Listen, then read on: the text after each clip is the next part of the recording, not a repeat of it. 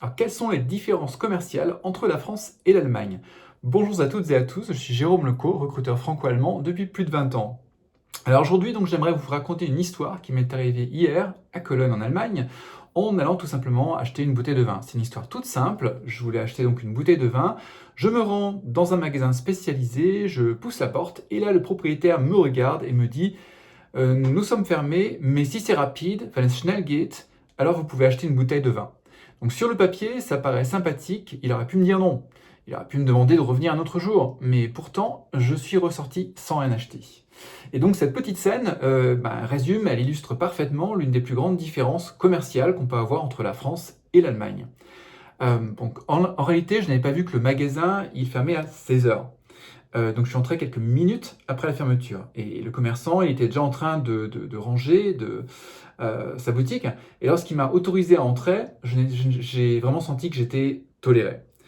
Pas accueilli, mais toléré. Donc son message était: je vous rends service. Alors que moi, en tant que client français, j'attendais inconsciemment autre chose. Bonjour monsieur, aucun problème, prenez votre temps. Bien sûr, le commerçant n'avait probablement aucune mauvaise intention, mais le ressenti était là pour moi. Je n'avais plus envie d'acheter, et c'est là que commence le choc culturel, justement. Quelle est la logique allemande derrière tout ça? En Allemagne, la relation commerciale, elle repose souvent sur trois principes: la clarté, l'efficacité, le respect des règles. Donc le magasin, il ferme à 16 heures. Le commerçant, d'ailleurs c'est affiché sur la façade, et je n'avais pas lu. Le commerçant, il considère déjà qu'il fait un geste exceptionnel en vous laissant entrer. Dans sa tête, c'est: je suis flexible, je rends service au client. Donc il ne cherche pas particulièrement à créer une expérience émotionnelle. On ne peut pas dire qu'il ait dévoilé le tapis rouge.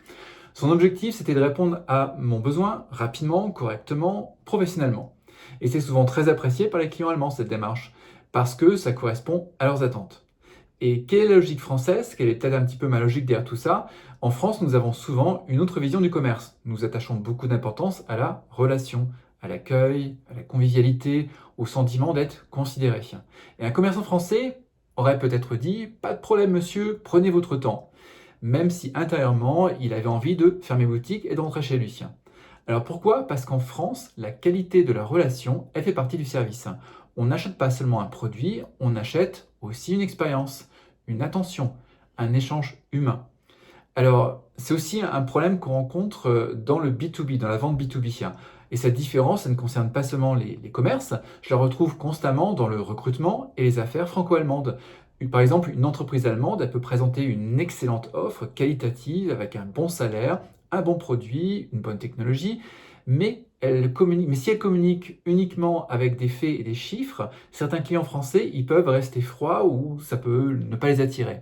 Et à l'inverse, si une entreprise française, elle peut parfois sembler trop relationnelle aux yeux d'un client allemand, avec trop de discussions, trop de contexte, pas assez d'efficacité, chaque partie pense bien faire, mais chacune applique ses propres codes culturels au final. Alors, quelle est la leçon à retenir de tout ça? Ce qui est fascinant, c'est qu'aucune des deux approches n'est meilleure. Elles sont tout simplement différentes. Il faut en être conscient. Donc, le commerçant allemand que j'ai rencontré, il était probablement sincèrement convaincu de m'avoir rendu service. Il avait raison, objectivement, mais émotionnellement, j'ai vécu la situation autrement. Donc, cette situation, cette différence entre l'intention et la perception, elle est au cœur justement de nombreuses incompréhensions entre Français et Allemands. Alors la prochaine fois que vous travaillez avec des clients français ou allemands, il faut vous poser cette question: suis-je en train de communiquer selon mes propres codes culturels ou avec ceux de mon client? Parce qu'entre eux, je vous autorise exceptionnellement à acheter rapidement et prenez votre temps, je suis là pour vous. La différence, elle peut paraître minime, mais elle peut suffire à faire perdre une vente en fait, ou à gagner un client fidèle. Peut-être que je reviendrai dans le magasin, mais j'en suis pas encore assez sûr. Alors dites-moi dans les commentaires, est-ce que vous avez déjà vécu ce type de choc culturel, commercial entre la France et l'Allemagne? Je serais curieux de lire vos expériences et n'hésitez pas également à vous abonner à notre chaîne.